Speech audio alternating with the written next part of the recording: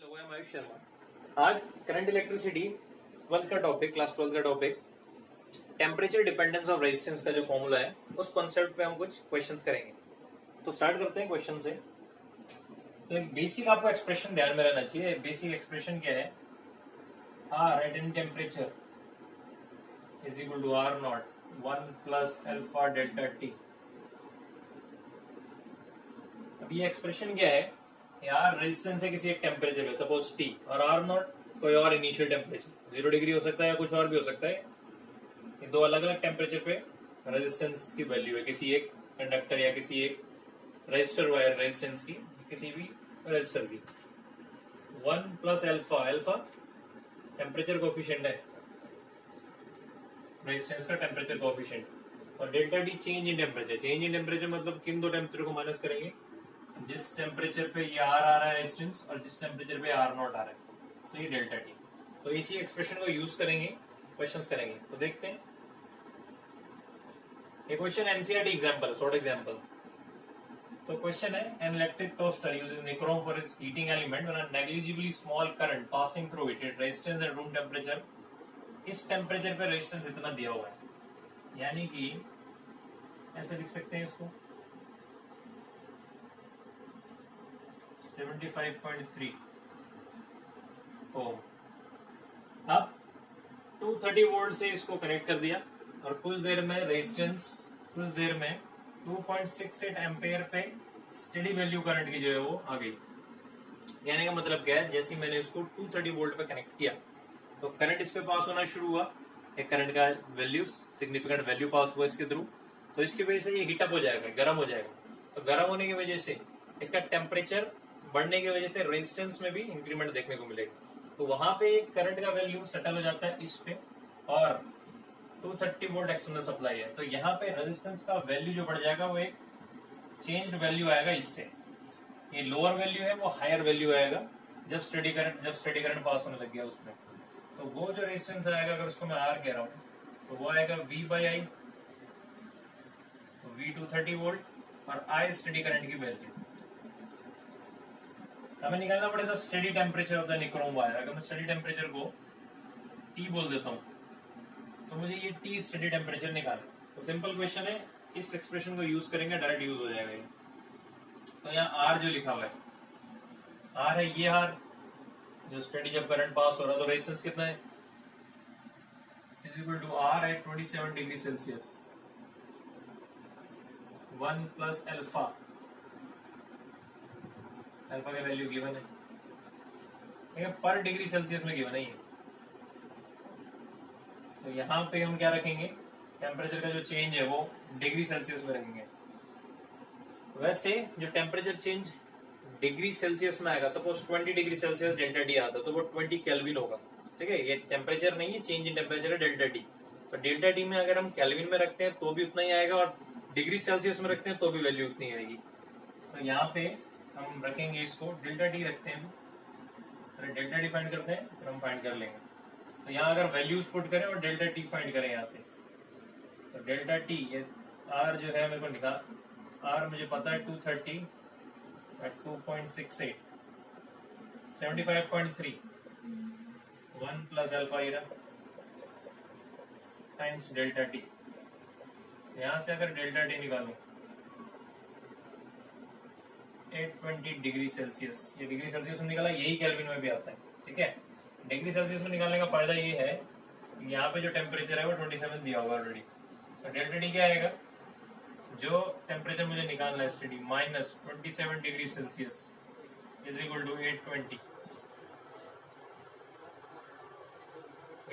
Plus 27 847, तो ये temperature होगा। ओके, नेक्स्ट क्वेश्चन, ये भी एनसीईआरटी एग्जांपल है।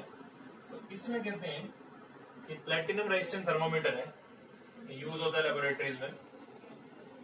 तो स्कूल लेवल पे नहीं होता, आगे आप फिजिक्स अगर और पढ़ें तो वहां पे यूज होगा।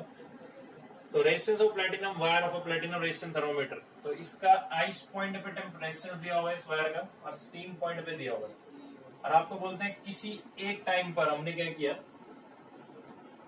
किसी बात मीन्स किसी का टेम्परेचर हमें दिया होगा, कोई पर्टिकुलर टेम्परेचर हमें फाइंड करना है, उस पर रेजिस्टेंस पर उसका करस्पॉन्डिंग रेजिस्टेंस हमें गिवन है, तो वो टेम्परेचर हमें फाइंड करना है।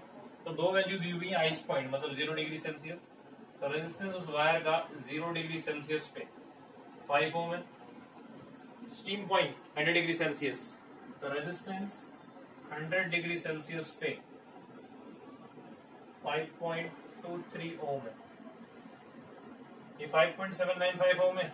तो आपसे पूछते हैं आर टी, वो कौन सा टेम्परेचर टी होगा, आर टी गिवन है, तो वो कौन सा टेम्परेचर टी होगा जिसपे ये वैल्यू होगी प्लैटिनम वायर की रेजिस्टेंस की वैल्यू ये होगी। तो यही एक्सप्रेशन यूज करेंगे। तो देखें इसे कैसे करेंगे। एक बारी जो हम चेंज रखेंगे टेम्परेचर का, जो डेल्टा टी चेंज आएगा वो आएगा, वो रखेंगे 100 और 100 माइनस 0, यानी इन दोनों को यूज करेंगे इस एक्सप्रेशन में, और एक बार यूज करेंगे इस टी को जो फाइंड करना है और इसको। अब ऐसा क्यों करेंगे, उसका एक रीजन है। रीजन ये है कि मुझे अल्फा नहीं पता, मुझे इस प्लैटिनम वायर का अल्फा गिवन नहीं है। अगर मुझे अल्फा नहीं पता तो मैं डायरेक्टली पुट करके नहीं निकाल सकता, अगर अल्फा पता होता तो मैं डायरेक्टली यहाँ से पुट करके निकाल देता है, यहाँ से निकाल लेता। तो उस अल्फा को पता नहीं पता है, ठीक है, तो इस वजह से हमें दो इक्वेशन बनाना पड़ेगा, वहां से हम टी निकालते हैं। तो हम क्या करते हैं, पहले इन दोनों को यूज करते हैं, इन दोनों को यूज करते हैं यहाँ पे।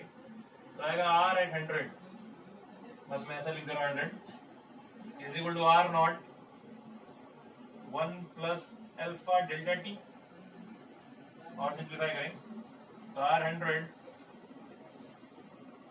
Are not 1 plus alpha delta T, 100 minus 0 100 degree Celsius में रख रहे हैं, और यहां से R at T equals R not means R at 0 1 plus alpha delta T. Delta T कितना होगा, डेल्टा टी होगा T minus 0, T degree Celsius minus 0 degree Celsius, तो टी आ जाएगा। तो आर टी टी माइनस 0, ये डेल्टा टी जो होगा इस केस में होगा टी माइनस 0 डिग्री सेल्सियस में ना।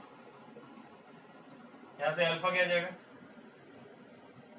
यहां से अल्फा आ जाएगा आर 100 माइनस आर नॉट या R 0 upon R not into 100, इधर चला गया, फिर आर नॉट नीचे आ गया, और नीचे 100, और यहां से अल्फा क्या आ जाएगा R T minus R not by R not T. ये अल्फा तो इन्हें इक्वेट कर सकते हैं,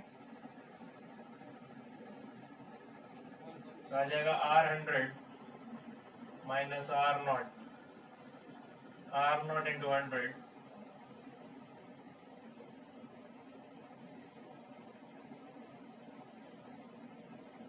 मुझे टी निकालना है, तो टी आ जाएगा, यहाँ से टी ऊपर ले जाए, बस अब वैल्यूज पुट करनी है।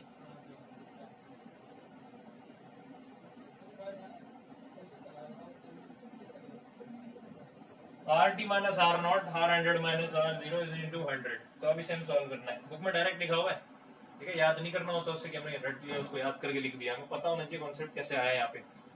तो ये यहाँ पे हम पहुंच चुके, बस वैल्यूज अभी हमें पुट करनी है। तो 5.795 माइनस 500 5.23 माइनस 5 टाइम्स 100, इसका आंसर आएगा 345.65 degree Celsius. Okay,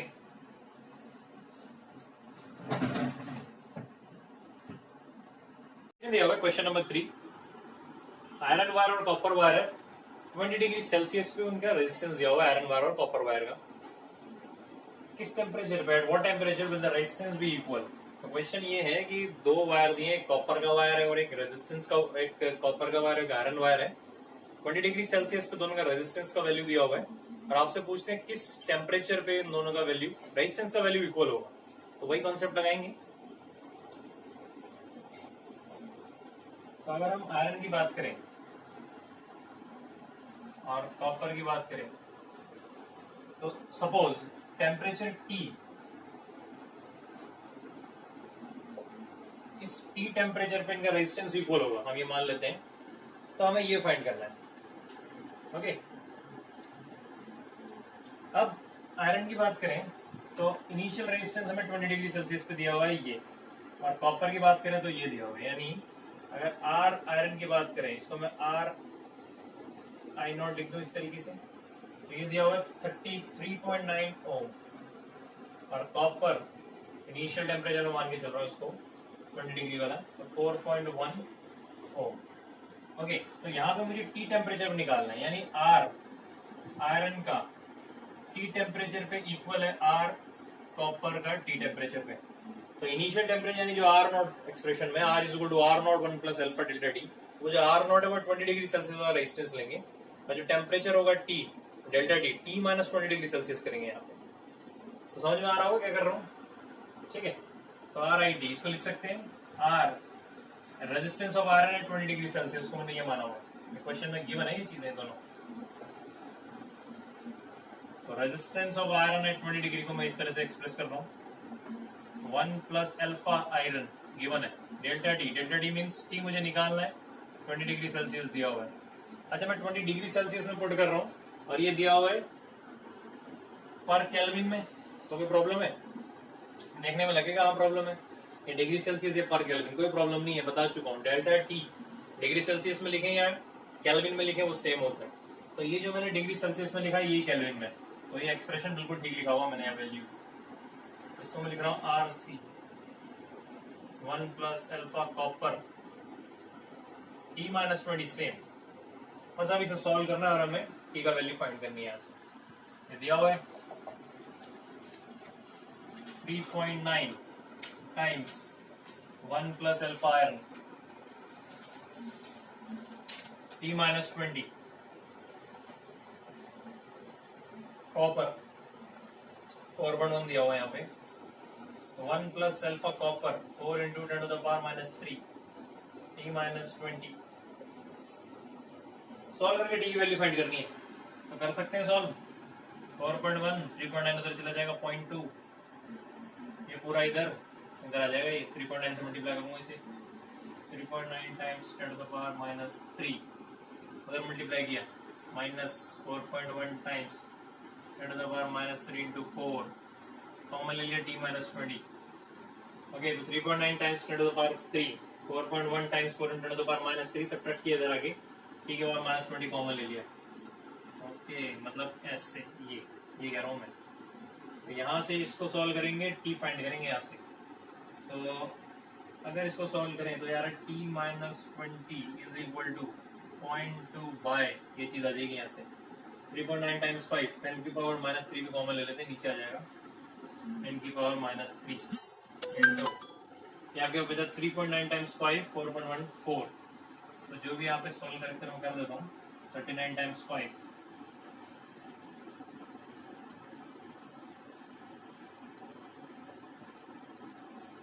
41 times 4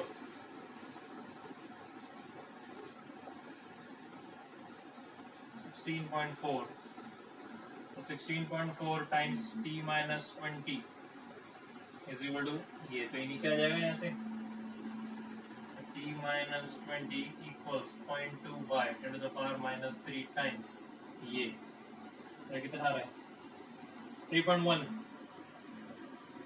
okay, तो यहाँ से किया जाता है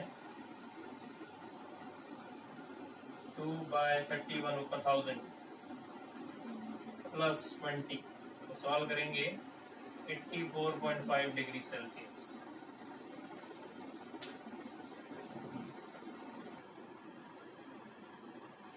नेक्स्ट क्वेश्चन, तो क्वेश्चन में कहते हैं 0 डिग्री सेल्सियस पे कंडक्टर बी का जो रेजिस्टेंस है वो n टाइम्स है कंडक्टर ए से, द टेम्परेचर कोएफिशिएंट और resistance are equal to alpha 2 and alpha 1, दिया हुआ इसका value alpha 2 and alpha 1 respectively, और द टेम्परेचर कोएफिशिएंट और resistance of a circuit segment consist of, दो वायर्स हैं ए और बी, एक का अल्फा 1 थर्मल कोएफिशिएंट है, बी का थर्मल अल्फा 2 है थर्मल कोएफिशिएंट, दोनों का रेजिस्टेंस आपको 0 डिग्री सेल्सियस पे दिया हुआ है, उसका 0 डिग्री सेल्सियस पे दोनों का रेजिस्टेंस का कंपैरिजन दिया हुआ है, मींस n टाइम्स है उससे ए से, और अभी सीरीज में लगाया उसको किसी टेम्परेचर टी पे, फिर अल्फा इफेक्टिव जो आएगा उसको फाइंड करना है हमें अल्फा 1 अल्फा 2 की टर्म्स में। तो ये क्वेश्चन है, करके देखते हैं।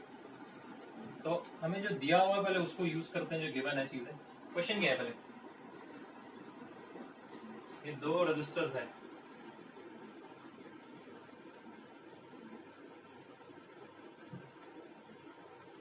R A R B series में लगा हुआ है, तो जो आर इफेक्टिव आएगा या आर इक्विवेलेंट वो आएगा R A plus R B.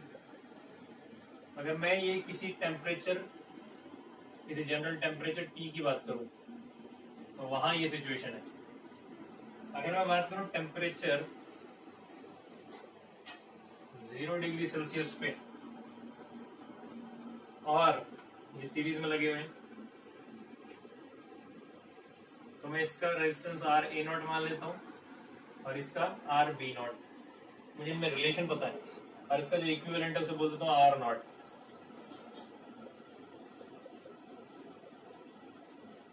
तो ये चीजें मुझे गिवन है। अब आर ए नॉट और आर बी नॉट में एक रिलेशन दिया हुआ है कि resistance of B is N times that of A, तो B is that of N times that of A. तो अगर ए का आर ए नॉट है तो जो आर बी नॉट है वो होगा N times that of A, means R A naught. यानी मैं क्या कह रहा हूं कि जो आर बी नॉट है वो N times R A naught. यहां से आर नॉट को हम मैथमेटिकल एक्सप्रेशन निकाल सकते हैं ए नॉट के टर्म्स में 1 प्लस एन, या आर ए नॉट को बता सकते हैं यहां से R not by 1 plus N. ऐसा इसलिए किया जा रहा है ना कि मुझे एक अल्फा इफेक्टिव की वैल्यू निकालनी है, तो मैं इसको यूज करूंगा। ये चीज लिखी हुई है R effective is equal to R A plus R naught, तो आर ए को आर ए नॉट के टर्म्स में लिखूंगा, आर बी को आर बी नॉट के टर्म्स में, यानी इनडायरेक्टली आर ए नॉट के टर्म्स में लिख दूंगा दोनों को। और मैं कुछ ऐसा करना चाहता हूँ कि आर इफेक्टिव को भी आर ए नॉट के टर्म्स में लिख दूं, तो जिससे सिंप्लीफिकेशन हो जाएगी, सिंप्लीफाई कर देंगे उस चीज को। और जैसे हमने उसको सिंप्लीफाई किया तो अल्फा इफेक्टिव आ जाएगा अल्फा 1 अल्फा 2 और एन की टर्म्स में। तो ये मुझे करना है, इस वजह से मैं कर रहा हूँ। ओके, तो इसको यूज करते हैं। R effective is equal to R A plus R B, मतलब किसी पर्टिकुलर टेम्परेचर टी पे ये इनकी वैल्यूज है। अब इसे टेम्परेचर 0 डिग्री सेल्सियस की फॉर्म में लिखते हैं आर नॉट की फॉर्म में, तो ये आएगा R not 1 plus alpha effective जो मुझे फाइंड करना है टी माइनस 0, मैं डिग्री सेल्सियस पे ले रहा हूँ तो टी माइनस 0 को मैं टी लिख देता हूँ। ये आएगा R A naught 1 plus alpha 1 T plus R B naught 1 plus alpha 2 T. Okay, अब आर बी नॉट को क्या लिख सकते हैं और आर इसको क्या लिख सकते हैं आर नॉट को, क्योंकि आर ए नॉट हम इसको कैंसिल कर देंगे वहां से, ताकि आर इफेक्टिव आ जाए ना बाकी की टर्म्स में, ये चीज हट जाए। अगर ये अगर रिमूव कर दो, यहाँ से हटा दो, तो अल्फा इफेक्टिव आ जाएगा बाकियों के टर्म्स में। तो करते हैं इसको, आर नॉट को लिख रहा हूं मैं R A naught 1 plus alpha N, R A naught 1 plus N 1 plus alpha effective T equals R A naught, substitute करूंगा आर बी नॉट को। आर बी नॉट कितना है N times R A not,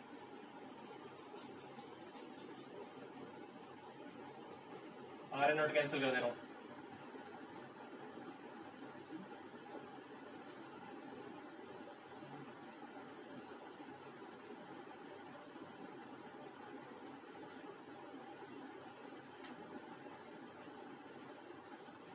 अब इसको मुझे simplify करना है और अल्फा इफेक्टिव यहां से निकाल लेना है, तो निकाल लेते हैं। इसको नीचे ले जाओ,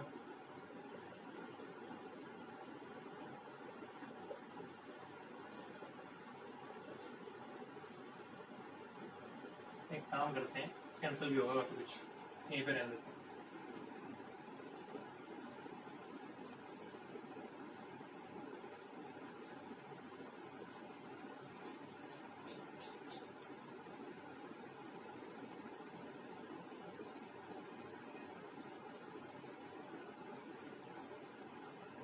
ठीक है, इसलिए मैं ऐसा कर रहा था।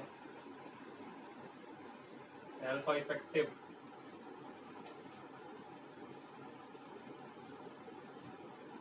T plus alpha effective into T.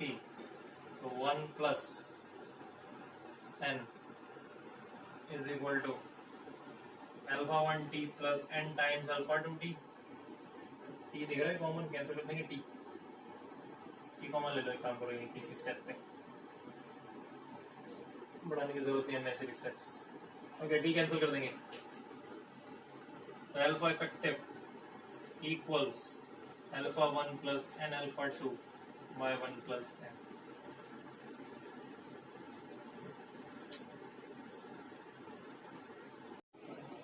Okay, next question. तो कंडक्टर दिए हुए हैं 0 डिग्री सेल्सियस पे, दोनों का टेम्परेचर सेम है, बट थर्मल कोएफिशिएंट है जो अल्फा 1 अल्फा 2 है, यानी किसी और टेम्परेचर पे अगर देखें, किसी जनरल टेम्परेचर T पे, तो रेजिस्टेंस इक्वल नहीं होंगे, क्योंकि अल्फा 1 अल्फा 2 का वैल्यू इक्वल नहीं है। लेकिन 0 डिग्री सेल्सियस पे देखें पर्टिकुलरली, तो वहां पे दोनों कंडक्टर का रेजिस्टेंस इक्वल। अब क्वेश्चन आपसे पूछते हैं अल्फा इफेक्टिव निकालें, मतलब कॉम्बिनेशन, सीरीज और पैरेलल कॉम्बिनेशन का अल्फा इफेक्टिव निकालें किसी टेम्परेचर T पे, तो क्या अप्रोक्सीमेटली उनकी वैल्यूज हो सकती हैं। 4 ऑप्शन दिए हुए हैं आपको, तो करके देखते हैं। तो अगर 0 डिग्री सेल्सियस की बात करें, तो दोनों कंडक्टर का रेजिस्टेंस है R0 और R0। सपोज ये है, तो 0 डिग्री सेल्सियस पे सीरीज वैल्यू क्या होगी, रेजिस्टेंस की वैल्यू सीरीज में, और पैरेलल की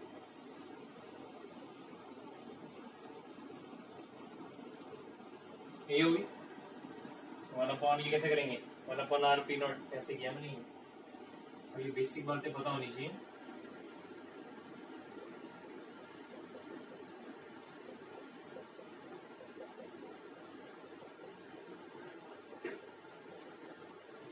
सॉल्व करेंगे, यहीं पहुंच जाएंगे। तो जो हमें क्वेश्चन में दिया हुआ है वो ये है कि किसी टेम्परेचर T की अगर बात करें, तो वहां पे अल्फा R1 R2 अलग होने वाला है, मेरे रेजिस्टेंस R1 है, ये फर्स्ट वायर है और ये सेकंड, तो R1 R2 की वैल्यू ऑब्वियसली अलग होने वाली है। तो पैरेलल कॉम्बिनेशन का अल्फा इफेक्टिव निकालना है। तो अगर मैं सीरीज का पहले देख लेते हैं, तो RS बोलो किसी टेम्परेचर T पे, RS टेम्परेचर 0 पे मैंने RS नॉट बोला, तो किसी पर्टिकुलर टेम्परेचर T पे मैं उसको RS बोल रहा हूँ, तो ये RS है, तो RS होगा RS को लिख सकते हैं RS नॉट 0 डिग्री सेल्सियस पे जो इसका रेजिस्टेंस होता है सीरीज कॉम्बिनेशन का 1 plus alpha effective. Alpha effective कौन सा अल्फा लिख देता हूँ सीरीज T माइनस 0, तो T माइनस इनिशियल टेम्परेचर तो 0 है, तो T R1 को R0 माना हुआ है, R2 को भी R0 बताया ना, वो इसलिए इक्वल है, तो ये हमारा इक्वेशन यहाँ पे बन जाएगा। सॉल्व करेंगे, अल्फा निकल जाएगा इसके टर्म्स में, इजीली निकल जाएगा, क्योंकि RS नॉट R0 के टर्म्स में वहां से पता लग रहा है, ठीक है। ऐसे ही अगर टेम्परेचर T पे पैरेलल की बात करें, तो पैरेलल को मैं लिख रहा हूँ RP, तो 1/RP equals 1/R1 plus 1/R2, ये टेम्परेचर T की बात कर रहे हैं। अब इसी को हम इनिशियल टेम्परेचर 0 डिग्री सेल्सियस पे इसको चेंज करते हैं, तो इसको लिखेंगे 1/RP0 1 plus alpha P times T equals R0 1 plus alpha 1T plus R0, same चीज है, वो सेम चीज है, मीन दोनों का रेजिस्टेंस सेम है 0 डिग्री सेल्सियस पे। अब RP0 हमें पता है R0 के टर्म्स में, तो इन दोनों को इवेल्युएट करेंगे और इन चार में से कौन सा ऑप्शन है वो हम चेक कर लेंगे इजीली। तो कॉन्सेप्ट हमें समझ में आना चाहिए किया गया है, ठीक है। सॉल्व करना कोई खास काम नहीं होता, वो कोई भी कर सकता है, कॉन्सेप्ट पता लगना चाहिए करा के। तो करते हैं RS0 टू R0,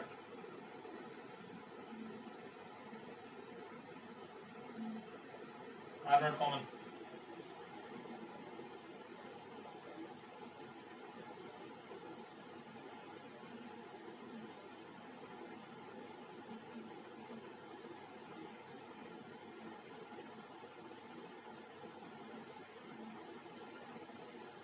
सॉल्व कर रहा हूँ बस।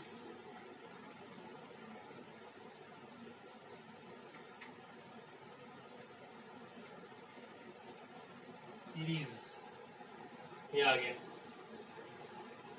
तो दो ऑप्शन ठीक हो सकते हैं फिर। अब सीरीज एंड पैरेलल बोला ना रिस्पेक्टिवली, तो पहले सीरीज का कौन कौन सा ऑप्शन ठीक हो सकता है, यानी 3 और 4 ही ठीक हो सकते हैं, ये तो कैंसिल हो गए पहली।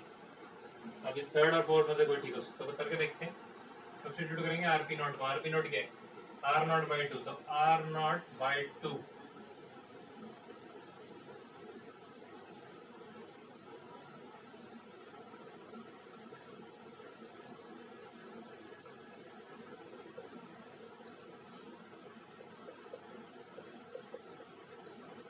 आर नॉट कैंसिल कर लेंगे कॉमन लेके, और इसको ऊपर ले, तो 2 times 1 plus alpha P 2 to the power minus 1, 1 plus alpha 1 to the power T minus 1।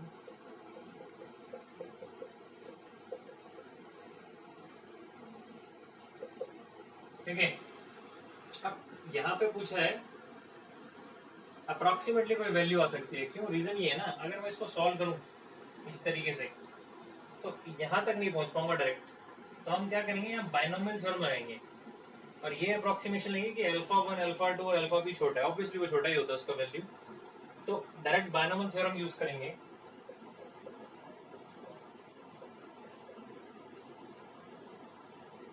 Solve करते हैं, फिर माइनस अंदर आ गया ना इससे,